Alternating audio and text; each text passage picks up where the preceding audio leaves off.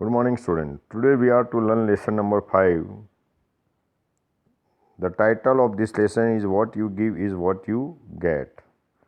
While reading this title, we must realize one English proverb, very popular proverb in life, that is, what you shall, so shall you reap. जैसा करोगे वैसा भुगतोगे, जो बोओगे वो पाओगे. It means this title suggests us to do good things in life. If we do good to others, they will appear good to us. They will do good to us. What we give is definitely we get to back. If we do good, if we give good, our best help to others, we can hope for the help from others also. God is there. God judge us. If we could good karma in our life, God record it and give best reward of those good deeds, good karma. Same way, when we do bad to others, God keeps record and give bad rewards of those bad karmas. So, through this lesson, we should learn, we should do our best to help others. Whenever we find someone, anybody in need of help, we should help by the time. We should not think of our reward by the time, but we should do without thinking of any kind of fruits that we are to get as reward. We should give our best to him or her. This is what this lesson wanted to say. Now let's go through explanation. He almost didn't see the old lady stand on the side of the road, but even in the dim light of the sun getting down, he found easily see that very badly she needed help. In no time he applied the brakes of his car and stepped out. She was an elderly woman in her mid-60s, wearing an expensive outfit and was standing near her expensive car. As he walked towards her, he smiled and that worried her. She had been waiting there for help the last hour or so, and no one has stopped. She thought, was the man going to hurt her? He didn't look safe and sound, but poor and hungry. Here, while driving, the author himself saw the old lady standing on the road. In the beginning, he could not see because of the dim light of the sun, but as he went past by, he could see the lady, and then and there he applied the brake of his car and stopped. He came out of his car and went to her, near her. Seeing the man coming to her, the lady is afraid, as he was not looking safe and sound, but he was looking poor and hungry. In fact, the lady could be recognized as being rich because of her dress and because of her expensive car. So, lady was in need of help. She was standing there for help almost for 1 hour or so on. The author himself went as he was worried about her.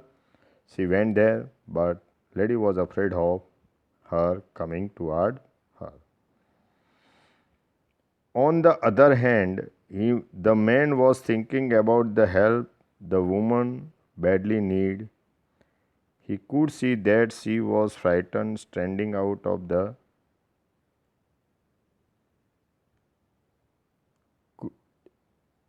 there in cold.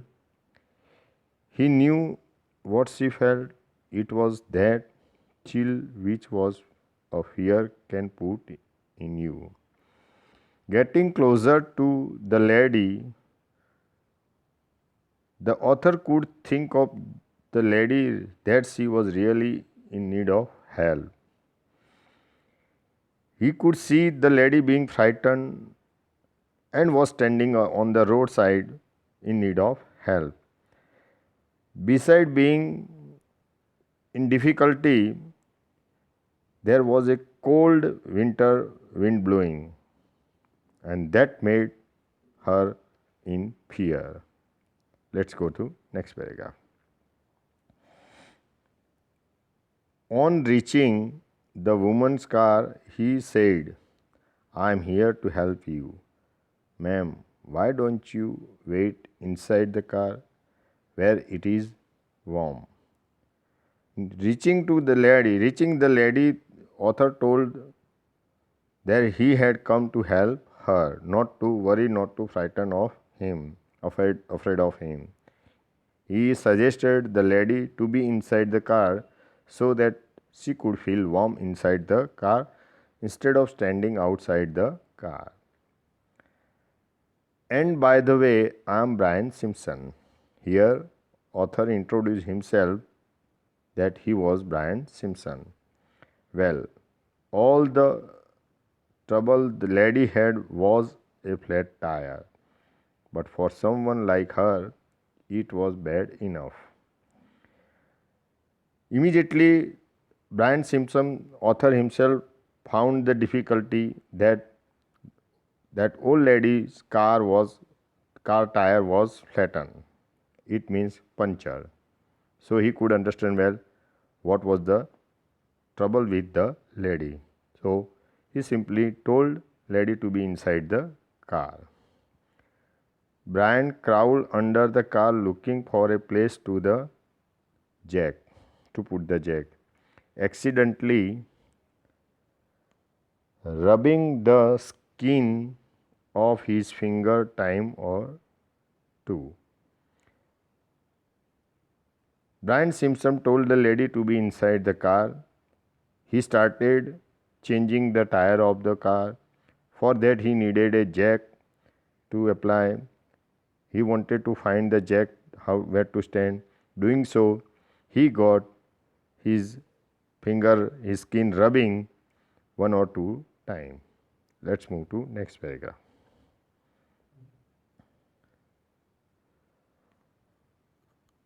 Soon he was able to change the tire, but in this effort he had got dirty and his hand hurt. As he was tightening up to the puts of the tire, the lady rolled down the window and began to talk to him. She told him that she was from St. August and was just passing through. She couldn't thank him enough for coming to help her. Brian just smiled. Here, while doing so, the author Brian Simpson got hurt also on his hand. As he got succeed changing the tire, meanwhile the lady rolled down the window glass and tried to talk with Brian Simpson. She simply started. She was from St. August and was passing through. She did not thank him directly there. When she could not thank enough, but Brian Simpson smiled as he. Let's move to next page.